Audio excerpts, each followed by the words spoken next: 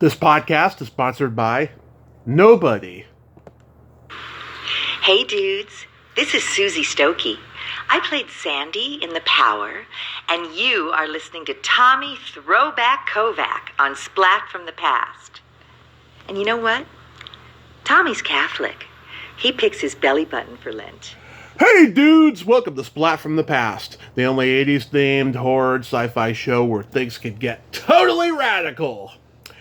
Now today we will be celebrating the 40th anniversary of probably the most criminally underrated and overlooked horror movie ever made. It's called The Black Room. If you've heard me talk about it in previous podcasts, I called it The Dark Room and I apologize for that. It's called The Black Room. It's a 1982 movie. It has all these undertones about, swingers, and, this was pre, internet, so nobody really knew about, swingers except for, communities, throughout the world, especially in Hollywood, and nobody knew about polyamory and cuckolding and what have you.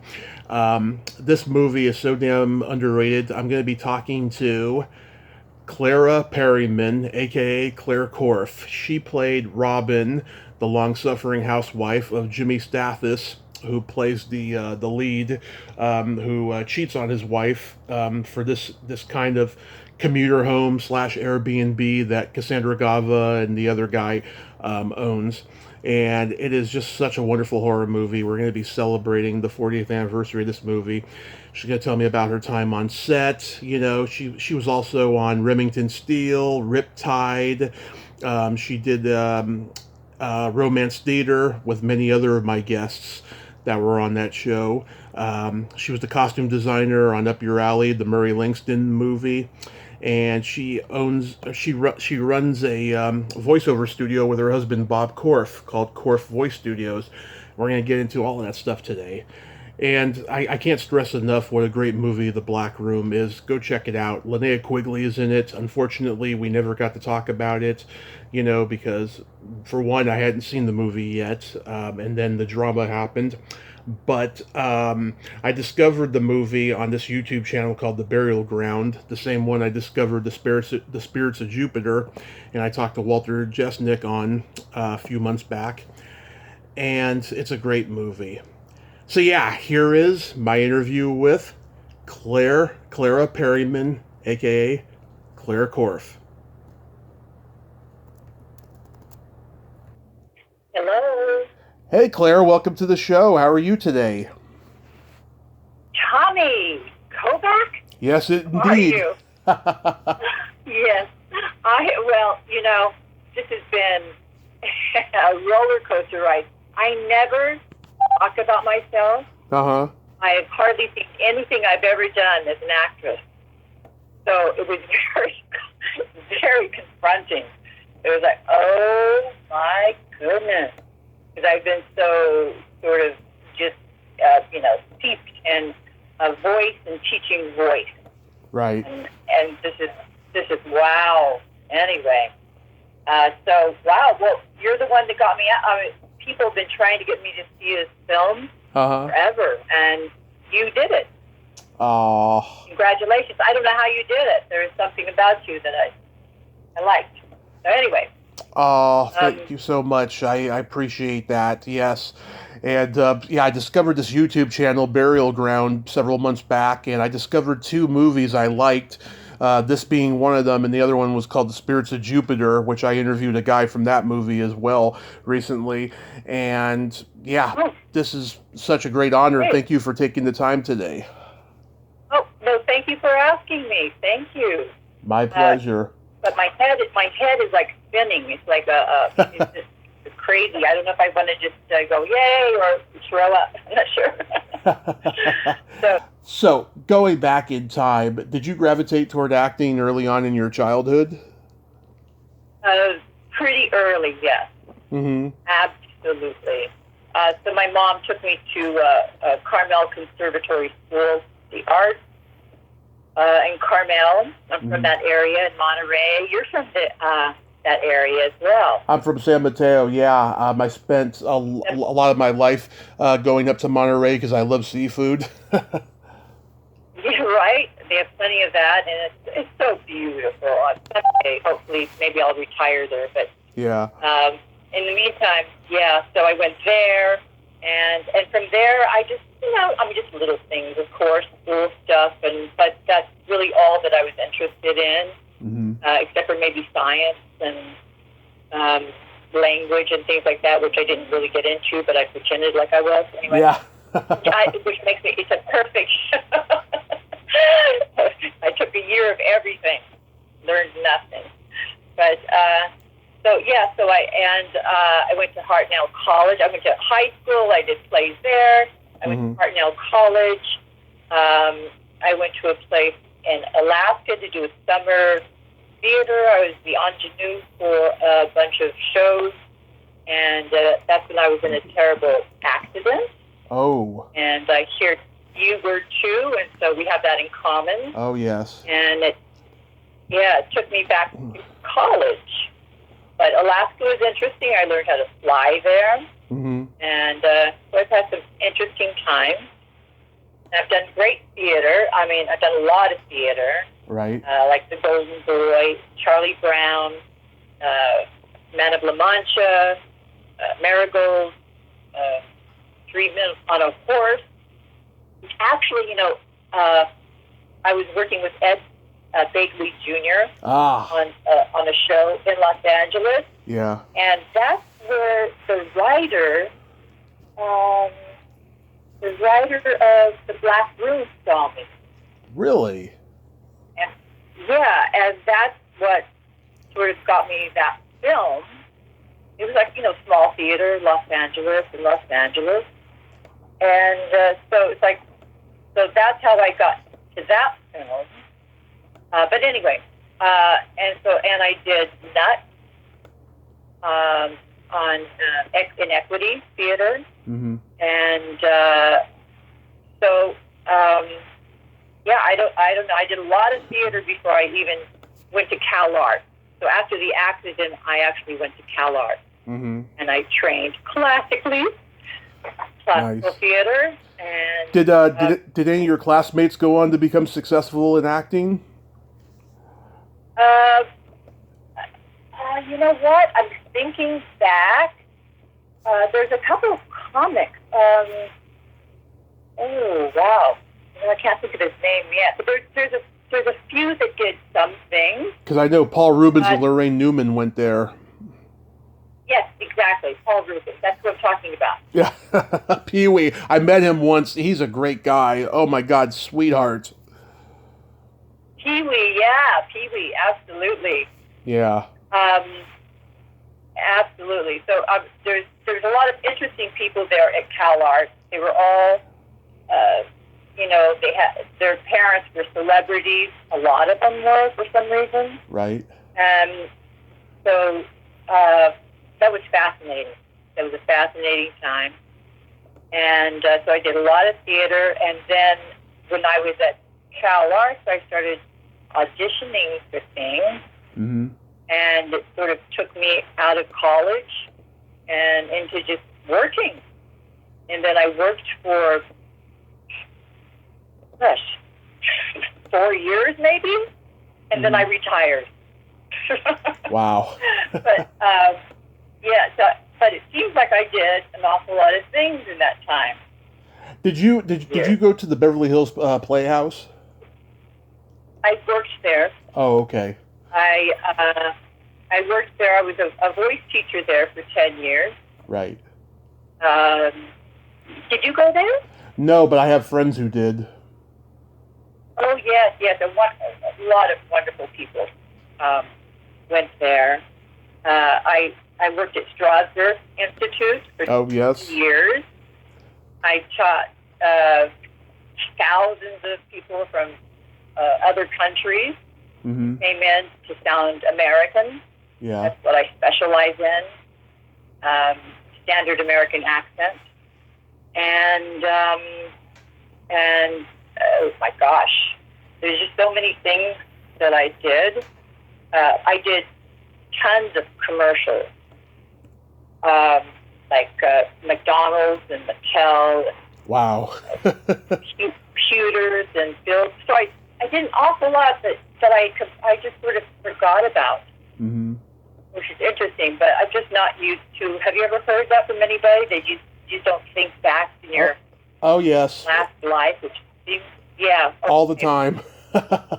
Especially Good. especially with how diverse I am, because I have eclectic tastes in everything, so I hear it quite often, but I've been called the king of memory refreshers because I'm such a true fan of everyone's work that I always bring up stuff that they forgot all about, Oh, yeah, right. Exactly. Amazing. I would love to hear your story sometime, like how you got into that and all that. That would be incredibly fascinating. I fell into this because I was listening to Mark Maron while I was recovering from my car accident and thought, hey, I could do this, but with the cult movie people and stuff. And it's been a joyous roller coaster ever since. Oh. And are you fully recovered? I'll always be messed up in many ways. I have diabetes. I have arthritis in my leg. I have a stent in my heart from the accident. Lots of stuff, but yeah, I'm lucky to be alive. Yeah, absolutely. That's how I feel. Were you able to see your life past? Did you have any moment of consciousness where you just felt? I rolled a cliff in Alaska. Mm-hmm. That's how I got in the hospital, and I actually saw my life. It's like in 1 second. So I thought I was going to die, and everybody else did. I ruptured my spleen, appendix. It was horrible, but it does lead to other things, problems when that happens. Yeah. But I'm glad you're okay now. Oh, thank you. Yeah. It's been great. It's been crazy, but just wonderful at the same time. I'm just blessed every day. Yeah. Yes. So you were a comedian, right? I did stand up as an open micer for 10 years. I had one paid gig right at the end, but I couldn't go to it because a tree fell on top of the train behind my train, and it was like in the middle of a rainstorm in January. So, that's the closest I came to being a professional comedian. But, I enjoyed it. I just didn't like the toxicity backstage. That was horrible. Got it. I understand. Yeah. Yes, I found it like in managers and agents.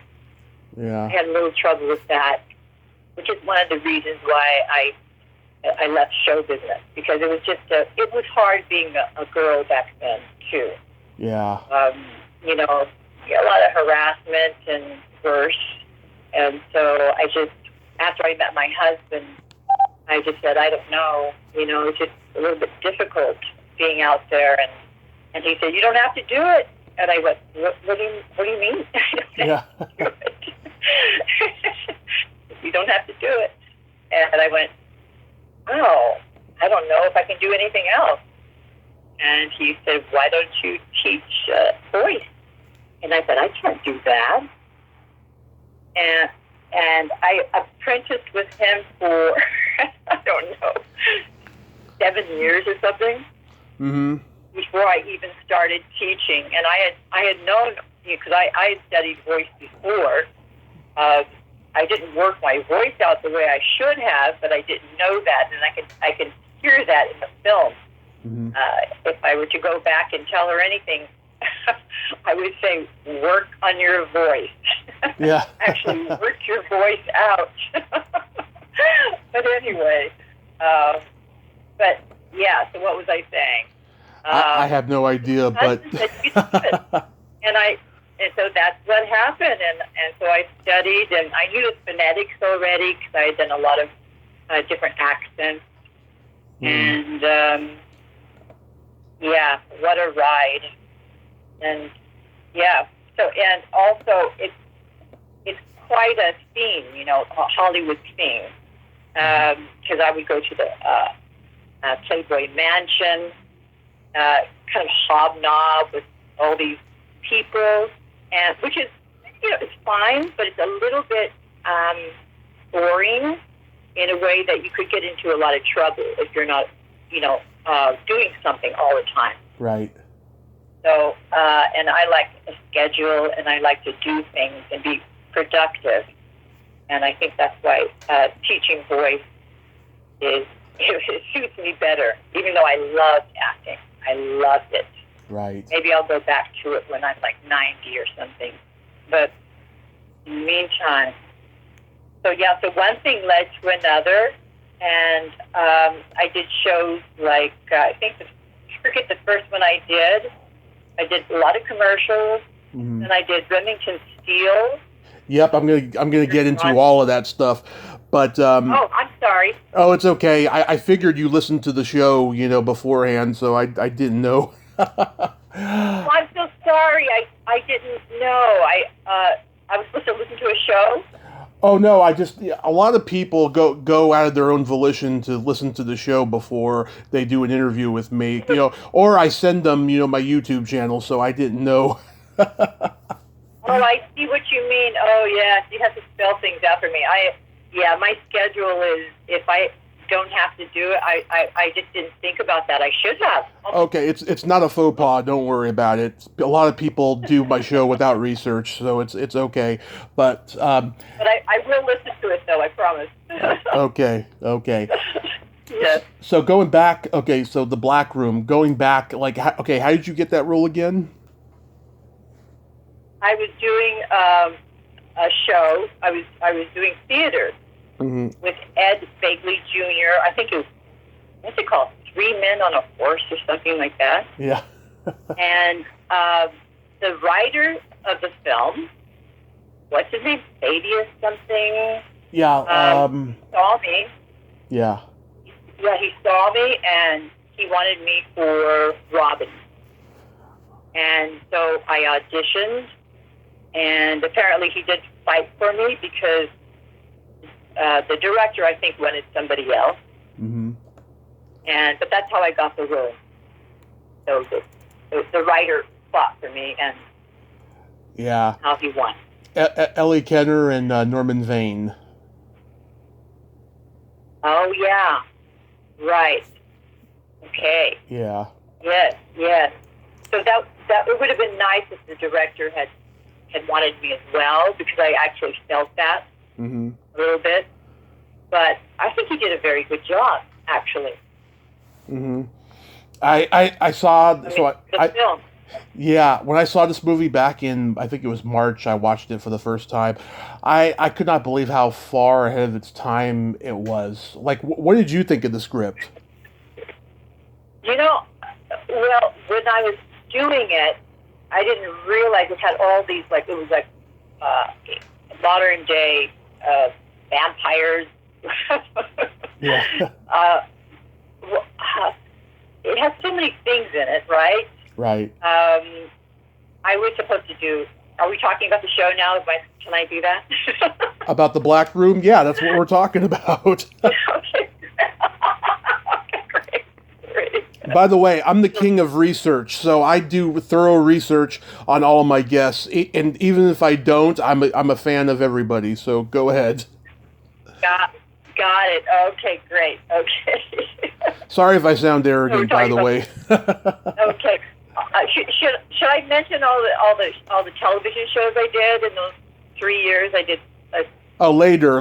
We'll get into that after the Black Room. Okay.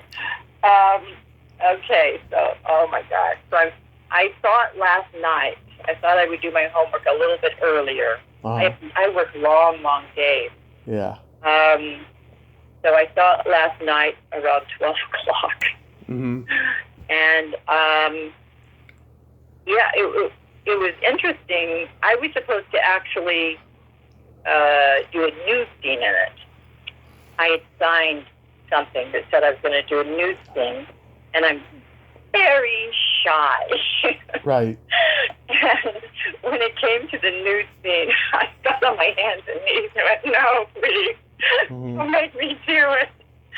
And so they said, "Okay, all right, I'm ready." And but there was other nudity there, so that took care of that portion of it, I guess.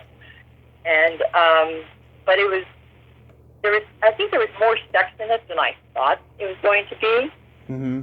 It was like, I mean, it didn't really show anything, but do you know what I mean? Yeah.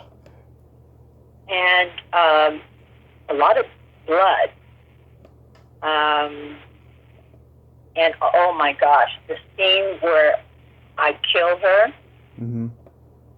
was so traumatic because they made me actually stand in the closet and with a hanger, right? Right. And every time the door, they would open the door, and Cassandra would be standing there with this sort of this protective thing on her, filled with, red, whatever, that's supposed to be blood.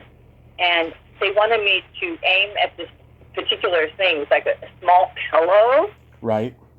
and stab her. So that look on my face, It's genuine. true horror. I'm not trying to hurt the poor lady, the poor girl. So, yeah, that was real. That horror in my face was real. That was a very upsetting, like hours and hours of that. Mm-hmm. That was a little wearing. And, Yeah. I mean, the thing that drew me to this movie when I was watching it was that, it was very far ahead of its time and talking about, swingers and all of that stuff. Because I've been a swinger in my past, and I've been into voyeurism and exhibitionism and cuckolding and all that stuff. So it really resonates with me. oh, interesting. Okay. You're way ahead of me. I have nothing against people who are in a committed marriage at all. It's not for me. No. I'm not. No, and also, I've known every kind of, it's like, and I don't, it's okay, whatever, as long as you don't hurt anybody, I think Right. people are, free to do what they want, and they're adults, and they're not hurting anybody. Right. Probably not for me, and Yeah. not for my husband. Yeah, exactly. We were together for a year before we stopped dating other people. Right. So we had an open relationship, but we never dated everybody at one time. Right. And as far as the film, I got to kiss 3 guys, make out with 3 handsome guys. That was nice. Nice. Yeah. Yeah, right. That was great. That was part of a good thing about show business, right? Yep. And the dangerous thing about show business too sometimes. And but I don't remember. I'm looking at the scenes, and I don't really remember so many of them. Mm-hmm. Shame. Yeah, like But, I mean, we get to hear a little bit of Robin's freaky side because she talks about that dream, that fantasy she had in the barn. right, the barn fantasy with the leather, right? Yeah. Yeah, she was just taking care of her man. You know what I mean? Yeah. Yeah, I'm all for that. Absolutely. Yeah. Yeah, she was okay. She was all right that way. Yeah, this is before the internet, so like very few people knew about, swinging and all of that except for the like-minded communities, out in Hollywood and different places around the world. Right, exactly. Yes.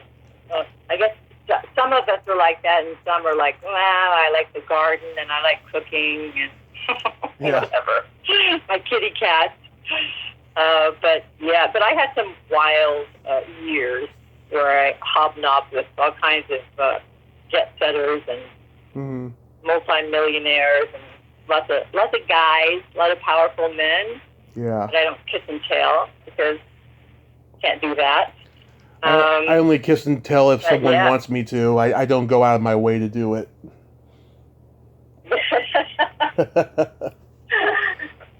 Yeah, exactly.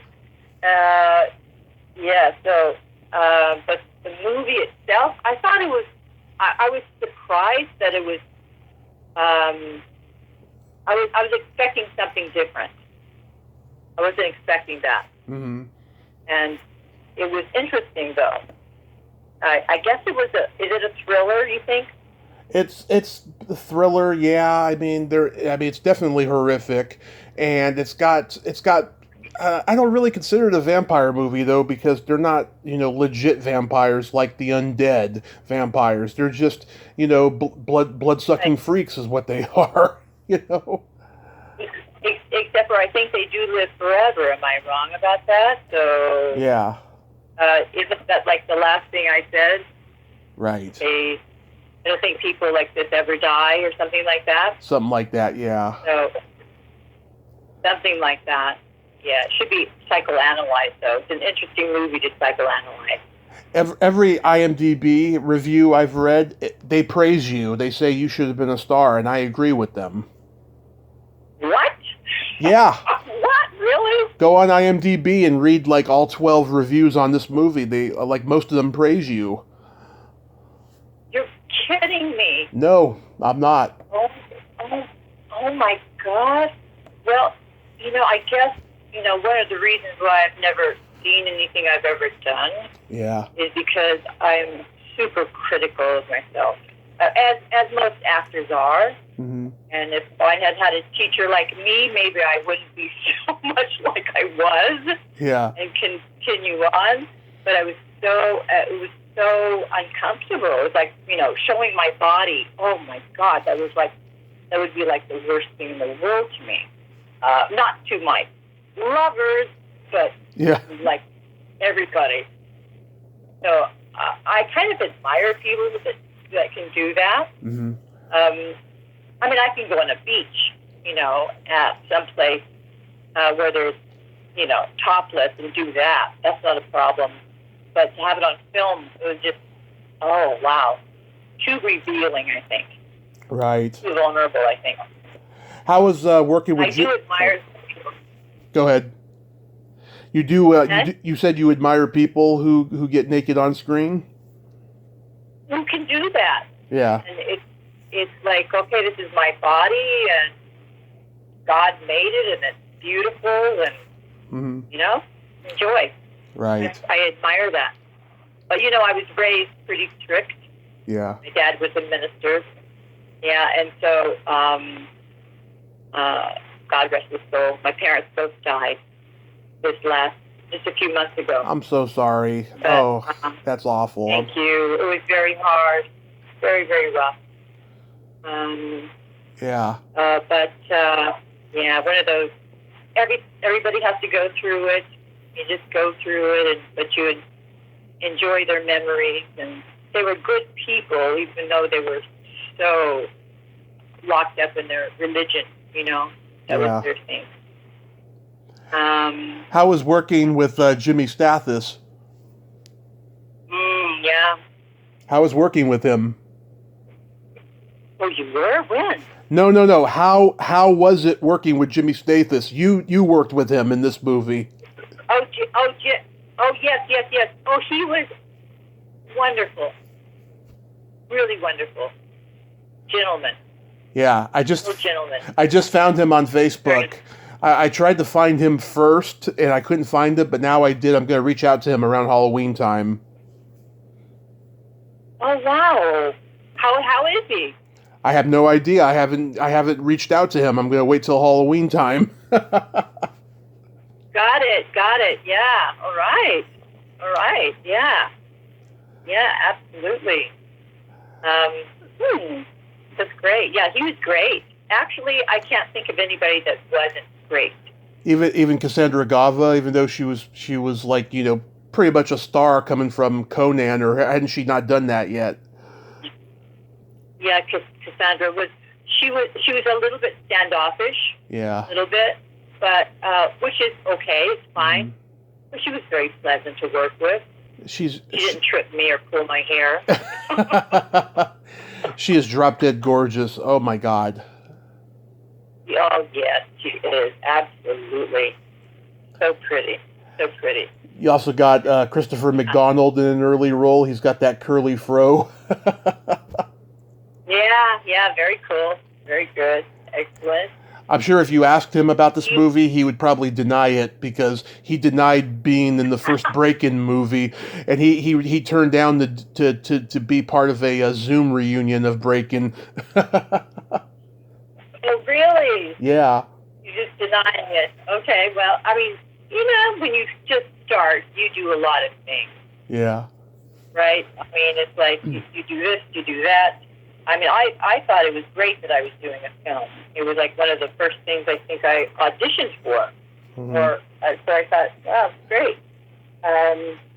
But, sometimes you can't just go, oh, no, I'm not going to do that. Just experience. They need to do different things. Yes, and also the other actor, one. Stephen Knight. Yes, Stephen Knight. Yeah. Yes, I don't know where he is. I wonder where he is. I have no idea. I couldn't find him. Linnea Quigley, this is one of her earliest movies. She's been on here 3 times, but because I didn't know... Really? Yeah, because I didn't know this movie, we never got to talk about it, and her and I are not friends anymore. We had a falling out a few years ago, but I'm boggled as to why she didn't have any lines playing that babysitter. All she did was scream in the next scene after she dropped off the kids. Right. Well, I guess that was just the role, Yeah. You're offered roles, and you wrote, oh, great, it's a day's work, and it's fun, or a couple of days' work, and sure. All kinds of actors that have started up doing things, you got to start somewhere, Right. I worked with Kieran Shipka and Emma Roberts and Greg Bolton before they were, mm-hmm. they're up and coming now. And I worked with them as a voice coach, and all these actors. You just take roles that are there. You can't be too picky when you're an actor. There's a lot of actors and not few roles. So I was lucky to get the work that I got. Right. I love it when I like it. You get into the car covered in blood near the end, and the kid is like, "Mommy, where's Millie?" It's awkward. Right. It's awkward. I know. It was interesting. Those kids. It's like the writer. I kind of made him like spoiled brats. Like I even called them brats. It's like, hello, call my kids brats. But yeah, that was funny. That was a funny bit. That was pretty funny. Did you see that fast little scene where I went in to get a key? Mm-hmm. Went in to get a key. I was going to get his key so I can find out where he is in the rooms and everything. It was like a little key shop, right? Mm-hmm. Right. The second unit decided to actually steal that shot. This poor guy making the key. I went in there, baby, and I would give him the key, and I'd go, "Oh no, thank you, bye-bye." And I'd go out, and then I'd come back, and could you do this key? And then he'd come back, and we'd like, and of course we couldn't tell him because we were stealing the shot. Right. And so, I mean, on screen it was like a second, but it took like forever. It was, oh my God, the most embarrassing thing I think I've ever done in show business. I felt so bad for that guy. So was there a rap party? Sorry? Was there a rap party for the movie? You know what? I don't remember that. Okay. I don't remember if there was a rap party. I was probably just so tired. Yeah. Because there was a lot of all-nighters. Yeah. All days and all-nighters. And they probably had something. But I don't know. I don't remember a rap party. There probably was. But I don't remember that. How about a screening? Well, do you remember if there was a screening at all? There was a screening. There was a screening. I'm so ashamed of myself. I went there, Oh my God, what is wrong with me? I went there, I sat there, and then, it started, and I left. I couldn't watch it. I cannot watch myself. Isn't that terrible? Yeah. But somehow I watched it. I guess I'm grown up now, and I watched it last night, and I tried not to be too critical of myself. I would have probably had somebody do my hair better, wardrobe. but I had no sense of that back then. I was just wanting to do a good job in my craft and my art. I had worked so hard on it for so many years. So that's what I cared about, I think, more than anything. And yeah. Did you stay? Did you live and you learn, right? Right. Did you stay in touch with anybody though from the movie? I haven't. Stephen Knight, I went to a horse race with him. The first time I ever bet in my life, and I won. And because you see the horses, and speaking of horses and leather, right? Yeah, that was my fantasy, wasn't it? In the movie, how weird. Yeah. And I actually, it all goes back, Yeah. I remember seeing this horse that was just beautiful, and I bet on him, and he was young, and got a few bucks out of that, and then I never bet again because I don't like losing money. But that's the last time I saw him, and just lost contact. But yeah, he was a friend for a little while until I won some money. He lost. But anybody else, no. But that's what happens in this business. You do a show, and then you do a movie, and then you go on, and the next day you're looking for a new gig, and you're looking for another job. Mm-hmm. So I've never really looked back, which was why it was so interesting to look back and see what I had done, and I was shocked, actually. Yeah. I was a little impressed with myself, Tommy. Not really. But it was kind of like, wow, that was a good experience, because it helped me be, I think, a better teacher, because I work mostly with actors. Yeah. And so I kind of know how they feel, what they're going through. Yeah. And it's not an easy business in any way. If you're working a lot, it's not easy. You really need a lot of support around you. Mm-hmm. Absolutely. But that's probably true for every business, right? Yeah, of course, community. Yeah, exactly. You need community in anything. If you're working in a grocery store, you need support. But so it taught me a lot, and I think made me a better person, a better teacher. I know all the phonetics, and everything, but it's like, those life experiences. So I don't regret anything I ever did. It's just, I find it very hard to watch myself for some reason. Yeah, a lot of actors are that way too.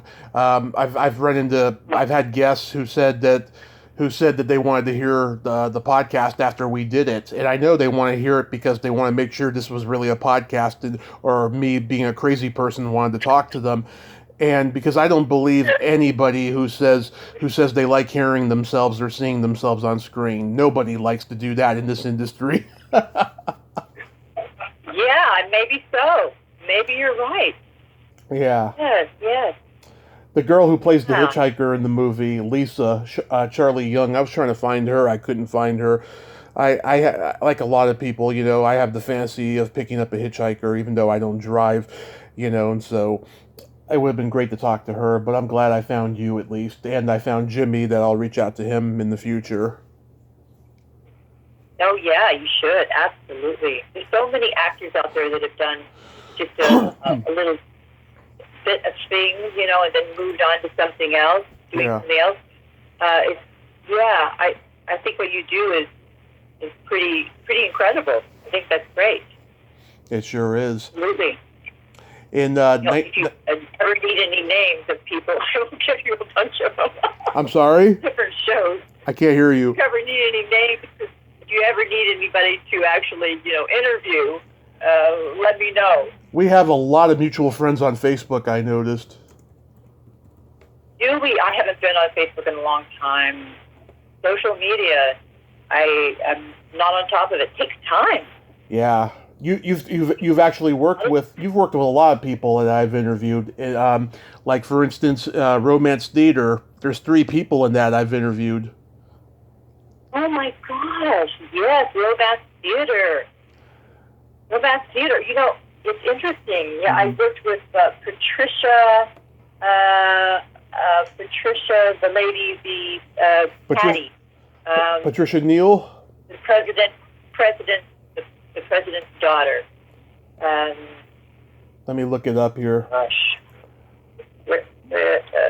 Patty, what is her name? Patty. Patty McCormick. The Bad Seed. No, she's wonderful. Yep. She's actually wonderful. No, I really, really liked working with her. Let's see. Go out to lunch. We became friends. Mm-hmm. Huh? Let's see. Did you work with any of my guests here? Barbara Mallory Schwartz, Susan DeManti, or PJ Souls? I don't know. There's so many people that I have worked with that I'm not sure if I have. Mm-hmm. As a teacher, you mean, or as an actor? Oh, these are well-established actors by this point. Yeah, I know, but I sometimes I have worked with well-established actors. Yeah. And it's like, and I work with so many people as a teacher.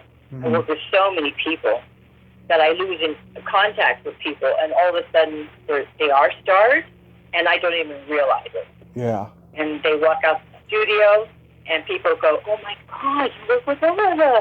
And I go, "What?" To me, students. So my mind is so set on just what's in front of me. Right. So yes, exactly. Chelsea Handler, I've worked with. That's another comedian. Yep. Yeah. Do you know her by any chance? Not personally, and I've heard I don't want to. She was very nice to me. I think because I was her teacher. Oh, peers are always nice to peers, but when it comes to the person below, forget it. Yeah, I've heard some things too, but yeah, I did not have a bad experience with her at all. Yeah, but Romance Theater was a good experience? Yeah. Romance Theater was interesting experience. It was, it was another kissing scene, I think, and other things. But what I remember mostly is going out to lunch with Patty. Mm-hmm. And having Secret Servicemen with us all the time. Yeah. And so everywhere we went, we hung out for a while, and every time we go to lunch or something, they were there. And so that was very interesting experience. Then you did a pilot called Venice Medical. Venice Medical was fun. That was great. Mm-hmm. Played a doctor from Kentucky, doctor from Kentucky, and that was fun. Elaine Giftos. Yeah. Yes, of course. Yep. David. That's right. She was on that, wasn't she? She's a friend of mine, by the way. She won't do. She was in that. Yeah, she won't do my podcast. She won't do your podcast. Oh my goodness. Yeah, I'm not going to dwell. On your podcast. What did you say? Should I be here? Should I be here, Tommy? Should I be doing your podcast? I've heard her say it. I heard her do one interview where she's not proud of the exploitation film she did in the 70s. It's like, I don't want to talk about just that. I want to talk about everything. I want to talk about working with Woody Allen and all her TV work. Yeah, Woody Allen. Yes, Yeah. I know Woody Allen too. Yeah, there's a lot of people I know. It's like, yeah. Oh, what did you audition for Woody? No, just as a friend, if you're in Hollywood for a long enough time in this business, backstage or in front of the camera, you get to know a lot of people. Right. A lot of people, yeah. I know a lot of people, obviously. Yes, exactly. Truly. But let's see. What was this thing you were on? It was called Lottery? Lottery. Yeah. Yes. I have no idea. I was on it. Yeah. Christopher McDonald was in this one. Zane Busby, who I've interviewed, was in it. Alan Garfield, rest in peace. Oh, yeah. Yeah. That's right. But I have no idea. I mean, that's like it's a blank. I remember working with them. Yeah. But I don't remember what I did in that. Okay, we'll skip that then. I worked with, yeah. But I looked at my IMDb and I had worked with Terry Morgan, and that is not there. There was like a show that he did. Right. But he's done like everything, right? Everything. But I remember working with him. I was like an airline pilot or something. I don't remember. It's not on there. I worked in General Hospital. There. Remington Steele. Remington Steele, exactly, with Pierce Bronson. What a sweetheart. Yeah, how was that experience? Definitely. I got a kiss from him too, but sisterly, brotherly kiss. So that was, oh well, can't have everything. Were you on there the same time as Janet DeMay? I'm not sure. Okay, I interviewed her at the top of the year because she was in the Beastmaster. Oh, okay. Fabulous. A friend of mine was in this episode, Carol White. Do you remember her? I do remember Carol White. Yeah. Yeah, of course, yeah. Stephanie Zimbalist. Jane Kazmarek, Delta Burke. Wow, that's a powerhouse cast there. Yeah, absolutely wonderful. Yeah, and Riptide. Oh yes, you know Ken. I don't know. Ken Olin, yeah, sure. He had like a short arc on Riptide, and I've interviewed him. Oh, wonderful, fabulous, yeah. And then Scarecrow and Mrs. King. Yes. Did that? Martha Smith. Oh my God, she's like a dream guest I want. She was Babs in Animal House. Oh, nice. Yeah, Kate Jackson was that in there. I think I played a Russian spy. I think. How was working with Kate Jackson? I heard she's not very nice. Really? Yeah. Good. I don't know. I don't think I've ever had a bad experience with actors. Mm-hmm. I'm sure, there's been a couple of things, Yeah. fighting those things, and like theater, like an equity theater, there's a couple of those happening. But usually people are so consumed with their worries. Yeah. They don't have time to, really get into anything.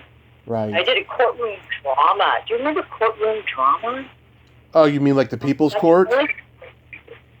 Was it the People's Court? It was like show where you kind of try to persuade a judge. Yep. That to be on your side. Right, like the Judge only Judy. thing I saw, it was like the last thing I did before I went off. I gotta, something else just to make myself a little bit more like steady, Yeah. But yeah, and I saw that, and I actually won it. And everything was against me in that, so I actually won over the. That's the only thing my husband is actually seeing me in too. So Right. that was interesting.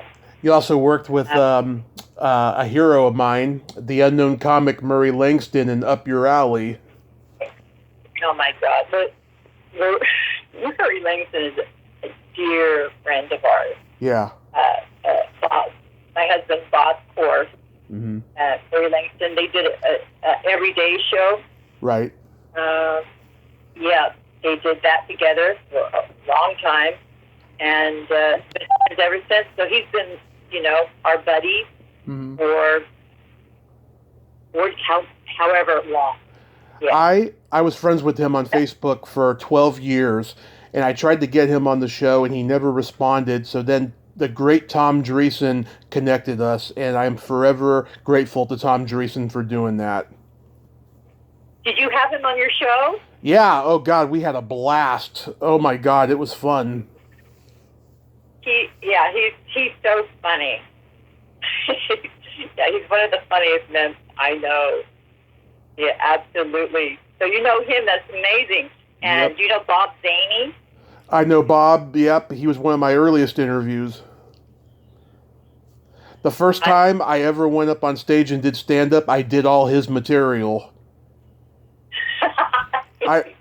Yeah. Wonderful.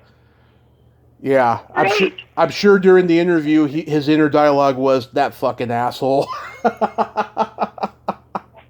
Yeah, I've seen people go, boy, he can really get. Oh yeah, you were doing his material, right? Well, yeah, it's the first time I ever did stand-up, so I had to do somebody's material because I just did it on a lark, He didn't say anything to you?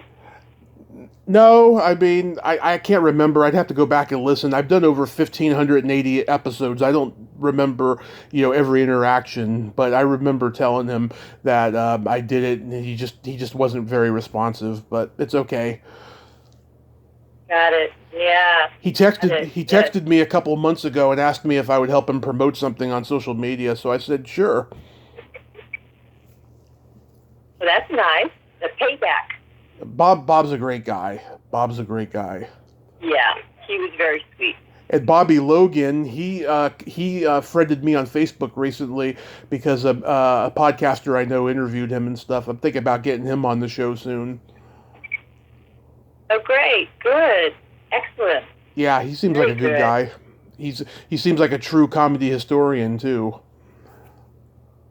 Nice. But yeah, people like that. Like my husband knows everything about show business. Yeah. Every show. It's like I'm amazed at that. All I have in my head is like accent, phonetics. He's like just I might as well just be like in a hole. But I admire that. That's great. And I don't even remember who I worked with. It's terrible, embarrassing. Do you remember when you were on that set of Up Your Alley? Did you ever interact with Linda Blair? Of course, yeah. I had a bad experience meeting her. There's a whole, she's part of the The vegetarian, animal rights thing. Yeah. Oh, she's like, oh yeah, I'm like that too. Yeah. But yeah, of course we hung out at that time and also many other times. The whole Murray Langston group is my friend. You know Lou? Do you know Lou Mulford? I don't know.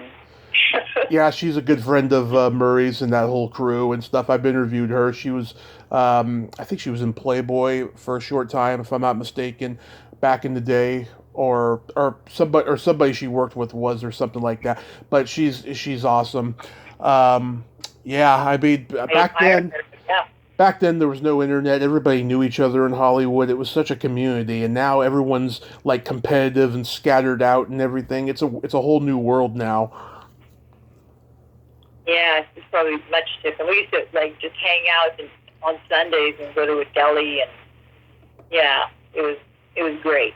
But yeah, people have scattered and get married, Yeah. busy and working day in and day out.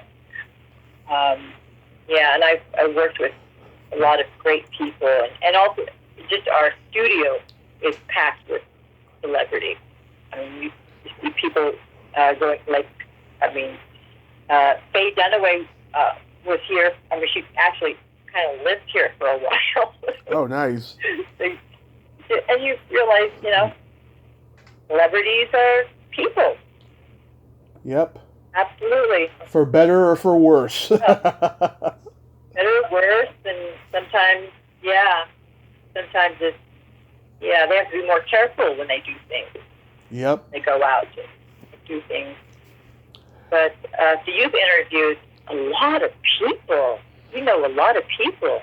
Well, it was not planned. I moved up here to Redding, California, where there's no show business and nothing fun to do. It's a rural area, so I've just had a lot of time on my hands. And I have... I know Redding, yeah. What? Yes, I know Redding. Yeah, I hate this town. We're going to be moving to Modesto, hopefully, the first of next year. Okay. Yeah, it's very beautiful there, but yeah. It's too conservative. It's too just weird. There's lots of weird regulations here during COVID, and just people are very just standoffish and cracked out on drugs and everything. It's just not a good place to live. I've had experience up there.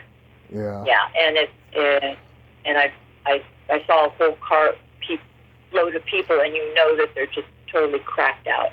It's like wow. There's a smell to it. It's like whoa. But yeah. Well, yes. Good luck with that. Yeah, we'll see what happens.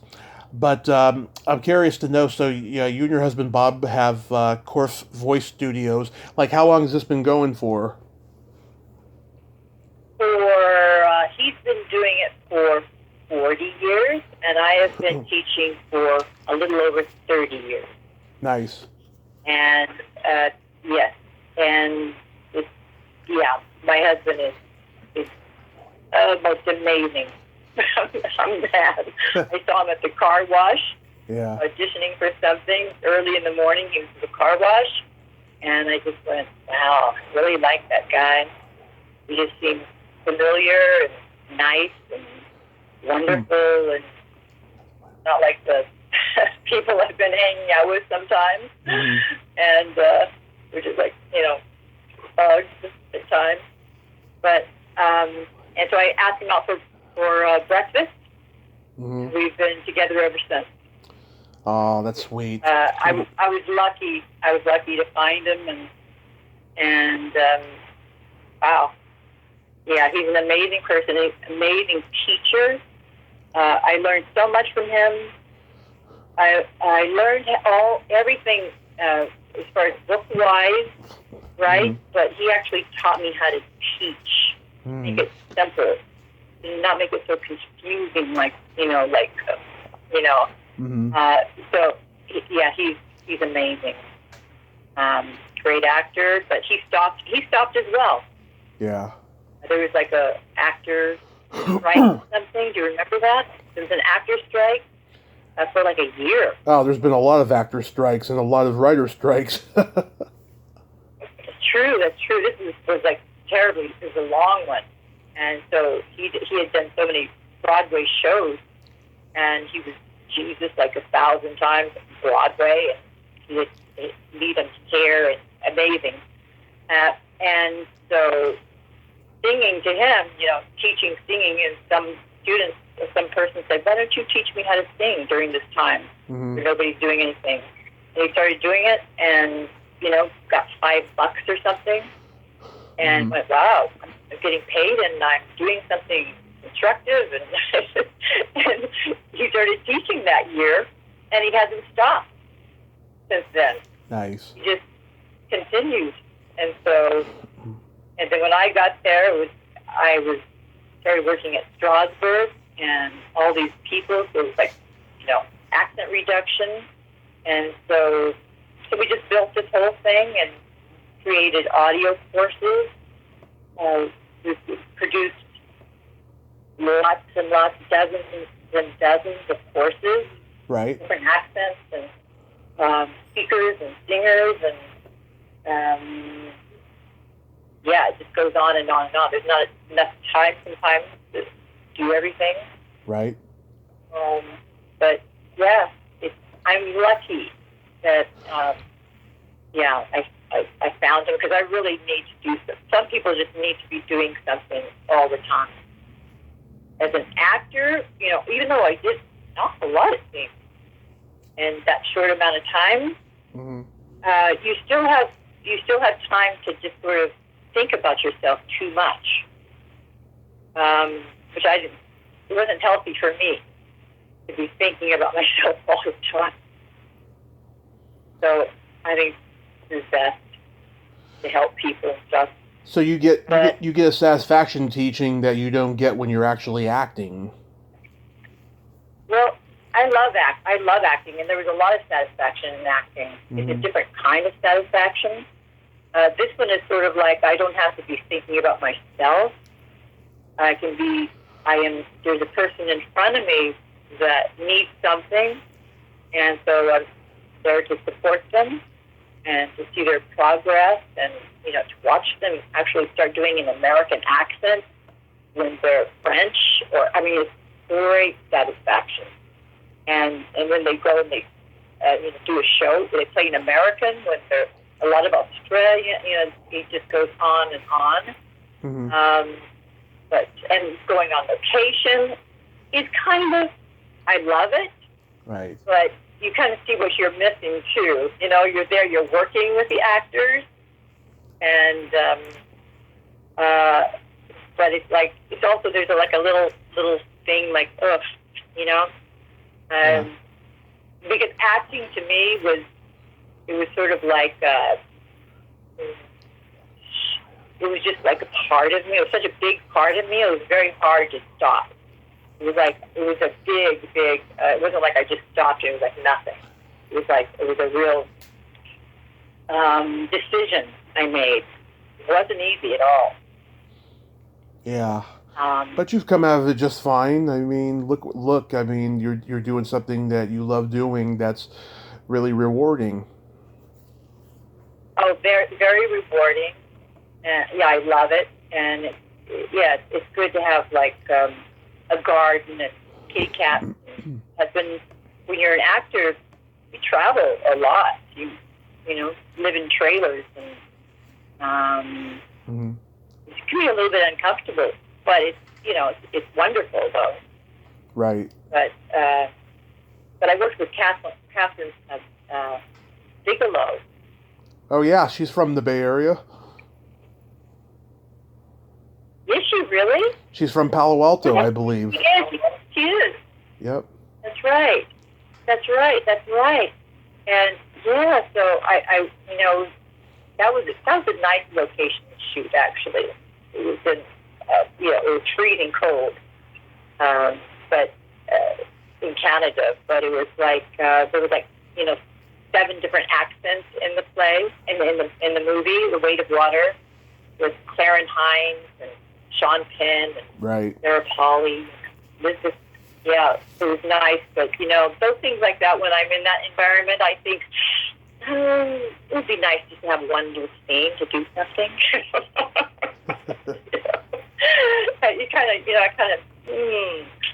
My heart just kind of tugs a little bit, like, oh boy, would I like to do that scene. So, but I don't say anything. Most people don't know I was ever an actor. Right. I worked with, because it's not about me when I'm in front of them. It's about them. So real quick, we gotta play my secret silly game. What's that? We gotta play my secret silly game. This is a series of silly slumber party questions. No win or lose, just pure fun. Uh-oh. And how this works is, Yeah. I ask you the question, you answer it, and then you ask me that exact same question, and I answer it, and then you can comment on answers. Oh my God. It's fun. Oh. Okay, all right. Claire, are you ticklish? Yes. Tommy, are you ticklish? Oh, yes. If you tickle me without warning, I will hit you in the groin. Okay, all right. I won't tickle you. What's your favorite part of the body? And it can be anything. Your body, somebody's body, anybody's. Wow. Feet, I think. I like feet, yeah. I mean, pretty feet, of course, but Oh, my yeah. feet are pretty. Your feet are pretty? Yes. Well, yeah. What part of the body is your favorite body, Tommy? I love the belly button. Oh, okay. Oh, okay. Do you have a ring? No. Oh,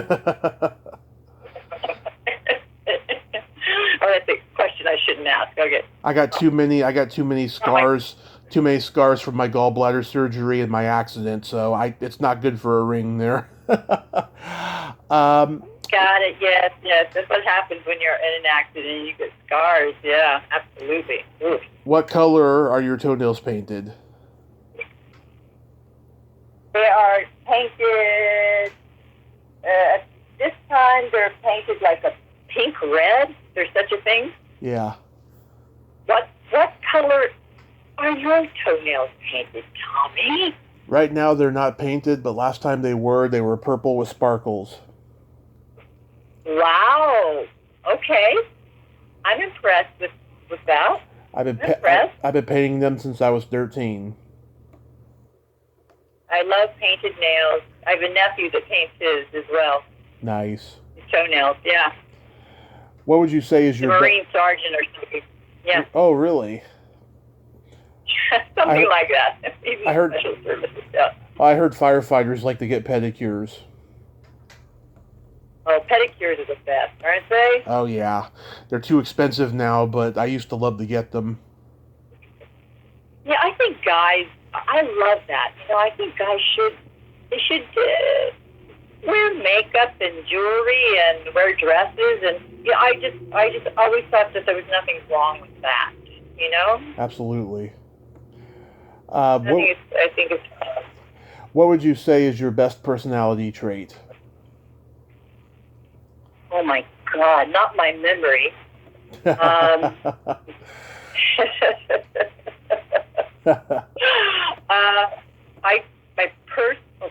personality trait.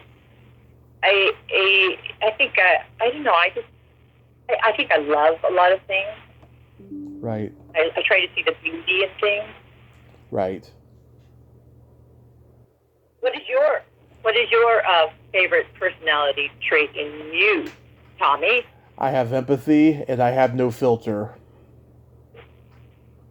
You have no what? No filter. Ah, got it. Okay. All right. Then, yeah. Stand-up comedian would be good for you, yeah. Good. Okay. And then my favorite question, is there a stinky smell that just makes you gag? Is there a water smell? A stinky smell that makes you gag. Milk of magnesia. Okay. Is there a stinky smell that makes you gag, Tommy? Either farts or dirty feet. Oh, God.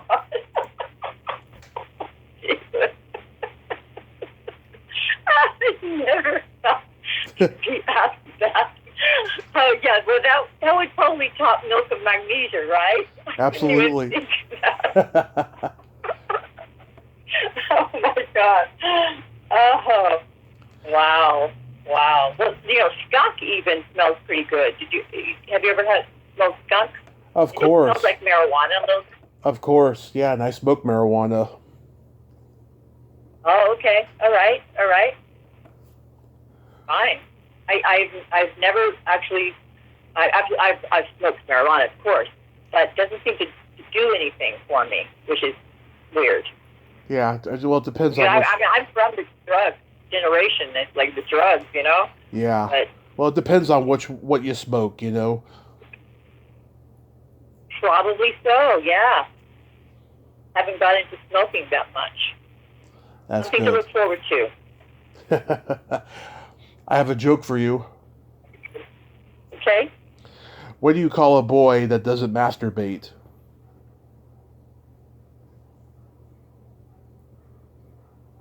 A boy that doesn't masturbate? Yes.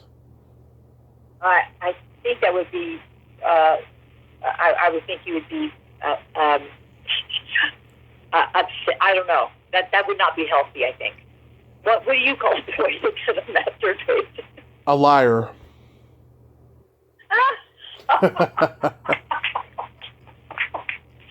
Yeah, I think that would be, yeah. Young boys, testosterone, right? Right. That's just a life function, right? That's just normal. Absolutely. Oh, my God. All right. That's good. So the What do you call a girl that doesn't have... Yeah, go ahead. so your website is called corffvoice.com, and people can go there if they want to take your classes.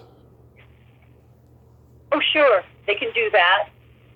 Yes, or you can just look up Bob Corff. You just go Bob Corff that has all the information, or Claire Corff, which Right. is what I go by now. Yep. And Corff is C-O-R as in Robert, and F-F as in Frank Corff. A Russian name. And Lovely. Corff voice. Yeah. And yeah, they can do that. And yeah, it's really nice talking to you. Clara, thank you so much for Thank you. thank you so much for coming on today, and I hope you enjoy the rest of your summer and be safe out there. Thank you. You too. Be safe. Okay. Be well.